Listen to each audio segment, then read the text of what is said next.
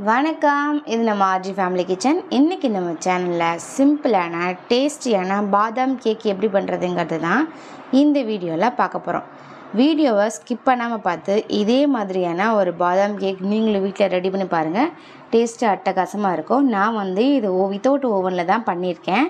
அதே சமயம் எனக்கு கேக் 2 கிலோ வந்துச்சு. ஸோ ஒரு ஸ்கொயர் டென்லேயும் ஒரு சர்க்கிள் டென்லேயும் நான் பண்ணியிருக்கேன். கேக் பாருங்கள், பார்க்குறதுக்கு எவ்வளோ அழகாகவும் சாப்பிட நல்லா டேஸ்ட்டாகவும் இருக்கும். மேலே நட்ஸ் எல்லாம் சுவி சூப்பராகவே கேக் ரெடி பண்ணியிருக்கேன். கேக்கும் பார்த்திங்க அப்படின்னா நல்லா ஸ்பான்சியாக இருக்கும் பாருங்கள். சாப்பிட்றதுக்கு ஒரு டிஃப்ரெண்ட் டேஸ்ட்டாக இருக்கும். நார்மலாக நம்ம வெனிலா கேக் சாப்பிட்ருப்போம். ஸோ பாதாம் பால் ரெடி பண்ணி இந்த கேக் நீங்கள் பண்ணும்போது அப்படியே பாதாம் பாலோட இந்த பாதாம் கேக் சாப்பிட்ற மாதிரியான ஒரு ஃபீல் உங்களுக்கு இருக்கும். அவ்வளோ டேஸ்ட்டாக இருக்குங்க. கண்டிப்பாக நீங்கள் அதை வீட்டில் ட்ரை பண்ணி பாருங்கள். டேஸ்ட்டு அவ்வளோ அட்டகாசமாக இருக்கும். இப்போ இந்த பாதாம் கேக் எப்படி பண்ணுறதுங்கிறத வீடியோக்குள்ளே போய் பார்க்கலாம். வீடியோக்குள்ளே போகிறதுக்கு முன்னாடி இப்போ தான் நம்ம சேனலில் ஃபஸ்ட் டைம் பார்க்குறீங்க அப்படின்னா மறக்காமல் நம்ம சேனலை சப்ஸ்கிரைப் பண்ணிக்கோங்க. பக்கத்தில் இருக்க பெல் பட்டனையும் ப்ரெஸ் பண்ணிக்கோங்க. அப்போ தான் நான் போடுற வீடியோ உங்களுக்கு உடனுக்குடனே நோட்டிஃபிகேஷனில் வரும்.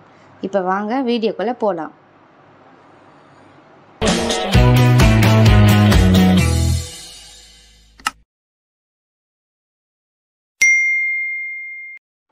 பாதாம் கேக்கு வித்தவுட் ஓவனில் தான் நம்ம பண்ண போகிறோம். அதுக்காக நான் 400 மில்லி பால் எடுத்திருக்கேன். தண்ணி சேர்க்காத திக்கான பால் எடுத்திருக்கேன். இந்த பாலை காய்ச்சி திக்கான பாதாம் பால் ரெடி பண்ணணும். ரெடி பண்ணிவிட்டு இதை நல்லா ஆற வச்சுட்டு அதுக்கப்புறம் தான் இந்த பாதாம் பாலை நம்ம கேக்கில் சேர்க்க போகிறோம். இப்போது இந்த பாதாம் பாலில் சேர்க்குறதுக்காக நான் கொஞ்சம் போல் பாதாம், முந்திரி, பிஸ்தா எடுத்து வச்சுருக்கேன். முந்திரி கொஞ்சம் 4 எண்ணம் தான் இருக்கும். அதுக்கப்புறம் பாதாம் கொஞ்சம் அதிகமாக, பிஸ்தா கொஞ்சம் கம்மியாக எடுத்து வச்சுருக்கேன். இதை லைட்டாக பல்ஸ் விட்டு குறைன்னு அரைச்சிக்கலாம்.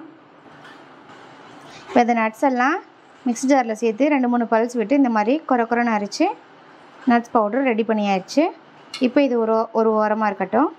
இப்போ பால் அடுப்பில் வச்சாச்சு. இது நல்லா காய்ச்சிக்கலாம். பொங்கி வர வரைக்கும் நம்ம வெயிட் பண்ணிக்கலாம்.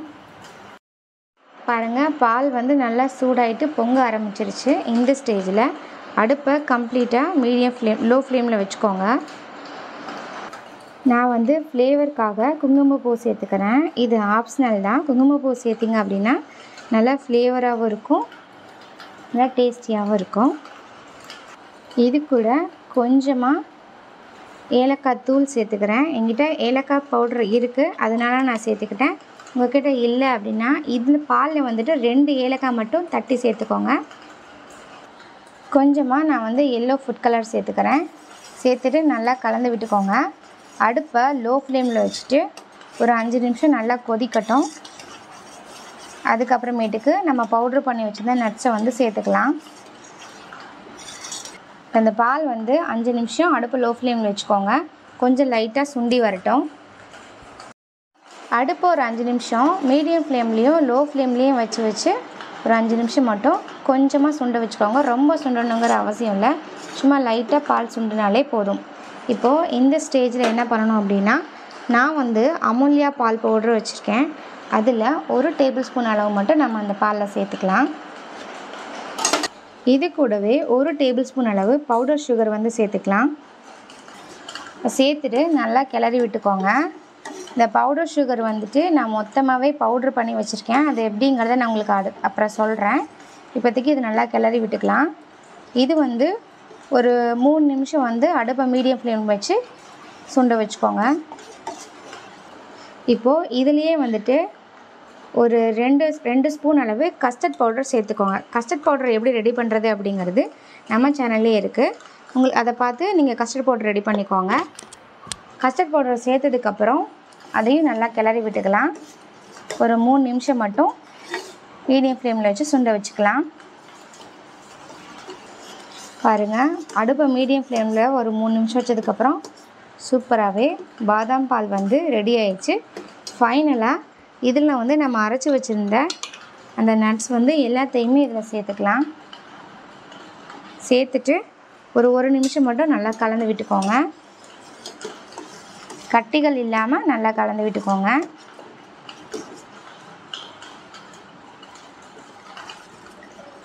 நட்ஸு சேர்த்து ஒரு நிமிஷம் நல்லா கிளறி விட்டாச்சு. சூப்பராகவே பாதாம் பால் ரெடி ஆயிடுச்சு. இப்போ இந்த பாதாம் பாலை நல்லா ஆற வச்சுக்கலாம். கேக் பண்ணுறதுக்கு ஃபஸ்ட்டு வந்து ட்ரை மிக்ஸை ரெடி பண்ணி வச்சுக்கலாம். 2 கப் அளவு நான் வந்து மைதா எடுத்திருக்கேன்.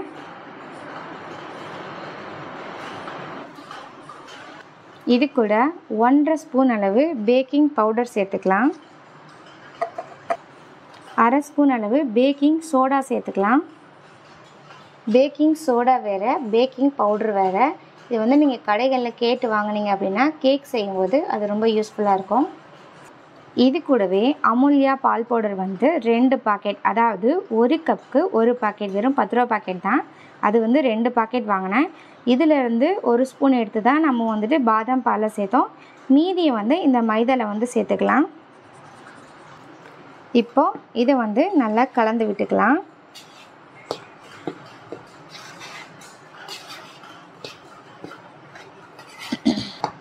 இப்போ இதை வந்து நல்லா கலந்தாச்சு. இப்போது இந்த ட்ரை மிக்ஸை ஒரு ஓரமாக வச்சுக்கலாம். கேக் பண்ணுறதுக்காக நான் வந்து 2 கப் அளவு மைதா எடுத்தேன் இல்லைங்களா, அதுக்கு 1.5 கப் அளவு நான் வந்து சுகர் எடுத்துக்கிட்டேன். உங்களுக்கு சுகர் அதிகமாக வேணும் அப்படின்னா 1.25 கப் எடுத்துக்கோங்க. எனக்கு சுகர் வந்து மீடியமாக இருந்தால் போதும். அதுக்காக நான் 1.5 கப் அளவு சுகர் எடுத்து அதை வந்து பவுட்ரு பண்ணியிருக்கேன்.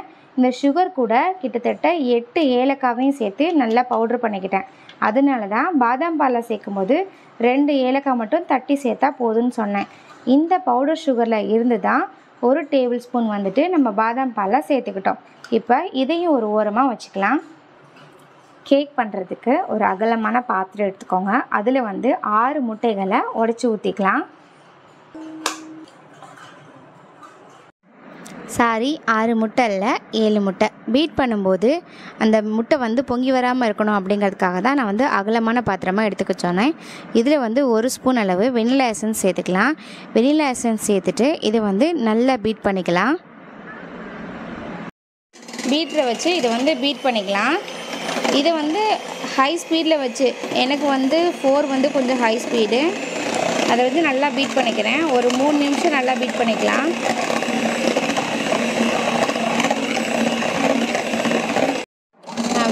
பீட்டரை வந்து மீடியம் ஸ்பீடில் வச்சு நல்லா பீட் பண்ணியிருக்கேன். இதில் பவுட்ரு பண்ண சுகரை கொஞ்சம் கொஞ்சமாக சேர்த்து நல்லா பீட் பண்ணிக்கணும். நல்லா ஸ்டிக் பீக் வர அளவுக்கு பீட் பண்ணிக்கணும்.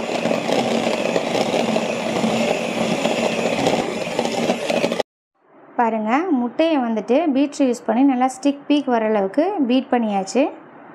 இப்போது இதில் வந்து ட்ரை இன்க்ரீடியண்ட்டு பாதாம் பால், ஆயில் 3யுமே கொஞ்சம் கொஞ்சமாக சேர்த்துக்க போகிறோம். ஃபர்ஸ்ட்டு வந்து நம்ம ட்ரை இன்க்ரீடியன்ட் ரெடி பண்ணி வச்சுருந்தோம் இல்லைங்களா, மைதாவை சலிச்சுக்கலாம். கொஞ்சம் கொஞ்சமாக சலிச்சுக்கலாம்.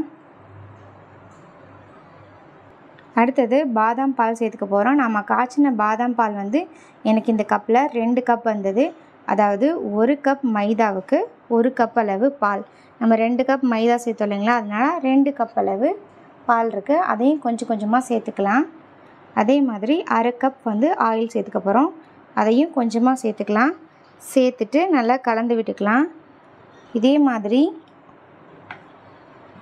கொஞ்சம் கொஞ்சமாக சேர்த்து எல்லா மாவையும் கலந்துக்கலாம். கலக்கும்போது இந்த மாதிரி ஒன் சைடு மட்டும் கலக்குங்க. ரொம்ப போட்டு ப்ரெஸ் பண்ணி கலக்கக்கூடாது. லைட்டாக மாவு வந்துட்டு இந்த முட்டையோடு கலந்து வர்ற மாதிரி கலந்து விட்டுக்கோங்க. ஒன் சைடாக தான் கலக்கணும், 2 சைடும் கலக்கக்கூடாது. பாருங்கள், இந்த மாதிரி. இப்போது அடுத்த பேட்ச் வந்துட்டு மாவு கொஞ்சமாக போட்டு சலிச்சுக்கலாம். அதே போல் கொஞ்சமாக பாதாம் பால், அதே மாதிரி கொஞ்சமாக ஆயில். இதில் சேர்க்குற ஆயில் வந்து பார்த்திங்க அப்படின்னா ஃப்ளேவர் இல்லாத ஆயிலை எடுத்துக்கோங்க. நான் வந்து கோல்டு வின்னர், சன்ஃப்ளவர் ஆயில் அந்த மாதிரி எடுத்திருக்கேன். இப்போ இதையும் வந்துட்டு ஒன் சைடாகவே நல்லா கலக்கி விட்டுக்கோங்க. இதே மாதிரி எல்லா மாவையும் மிக்ஸ் பண்ணிக்கலாம். பாருங்கள், சூப்பராகவே கேக் மாவு ரெடி பண்ணியாச்சு. இப்போ இதை வந்துட்டு நம்ம டின்னில் சேர்த்துக்கலாம். நான் கேக் பண்ணுறதுக்கு ஸ்கொயர் பேன் தான் எடுத்திருக்கேன். அதில் வந்து பட்டர் ஷீட் அப்ளை பண்ணி உள்ளே ஆயில் அப்ளை பண்ணி எடுத்து வச்சுருக்கேன். அதே மாதிரி இந்த பட்டர் ஷீட் வந்து கொஞ்சம் ஹைட் வந்து பெருசாக ஹைட்டாக வச்சுக்கிட்டேன். ஏன்னா வந்து கேக் வந்து குக் ஆகும்போது பொங்கி வரும். ஸோ வெளியே வராமல் இருக்கிறதுக்காக கொஞ்சம் வந்து ஹைட்டாக வச்சுக்கிட்டேன். ஏன்னா மாவு வந்து அதிகமாக எடுத்தோம் இல்லைங்களா, ஸோ அதனால் கொஞ்சம் ஹைட் அதிகமாக வச்சுருக்கேன். இப்போ நம்ம ரெடி பண்ண கேக் மாவை இந்த ட்ரேயில் சேர்த்துக்கலாம்.